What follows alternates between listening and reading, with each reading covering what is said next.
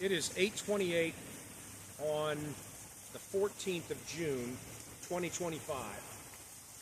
Happy birthday, Mr. President. Thank you for your service to this country. Thank you for the parade today, the show of force. The United States isn't a paper tiger. We're capable of defending ourselves should we need to. No King's Day.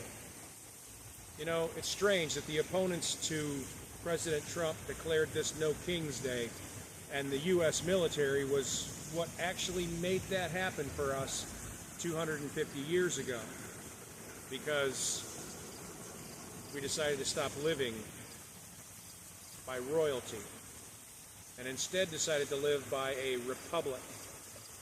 We're not a democracy, we're a republic. We don't live under kings. And Mr. President, I know that you are not a king. And you know that.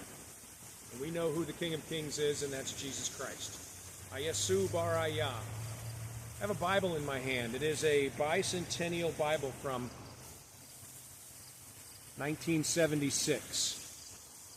The Bible was to be used by our government. It's problematic in that this is a KJV Bible and has no Protestant understanding.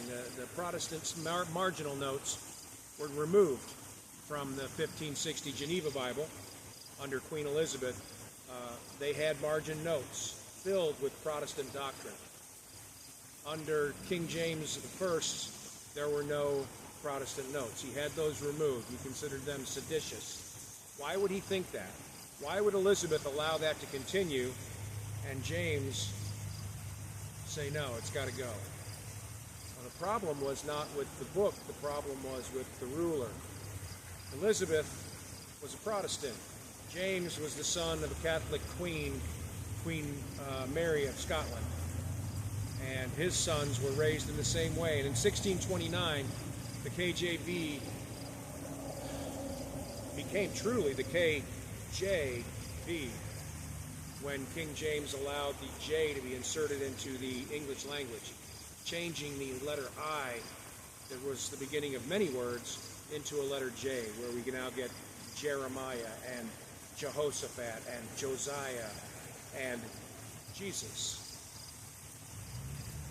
Jesus? In the 1560 and the 1611 KJV, his name was spelled I-E-S-U-S, Ayasu. Mr. President, if you ever see this, I hope you'll take that into account. I hope that you will look over the rest of the things that I say.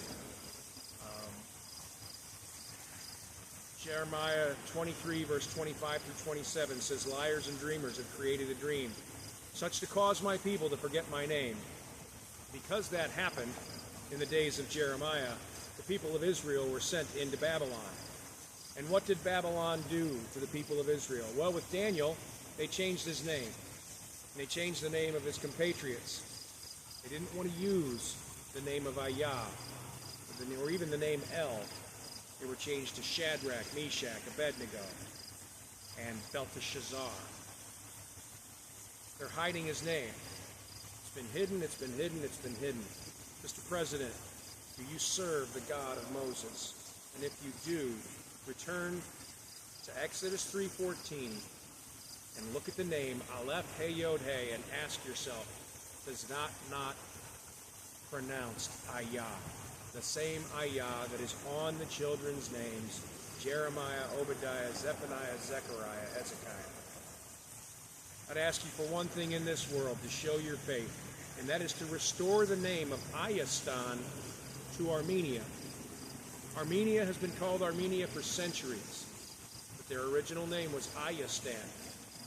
Afghanistan gets to be Afghanistan. Uzbekistan gets to be Uzbekistan. Tajikistan gets to be Tajikistan.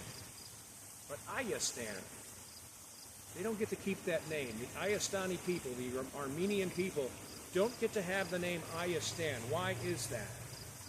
Because the world as we know it is not like the sound of the name of the one true God of Moses, Ayah, the Father of Christ, Ayasu, at whose name the Father will be glorified, Philippians 2, verses 11.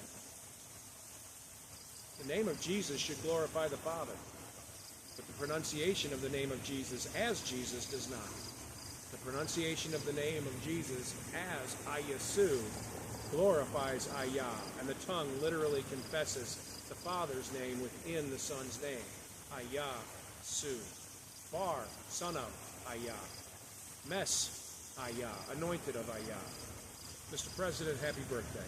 This is your present.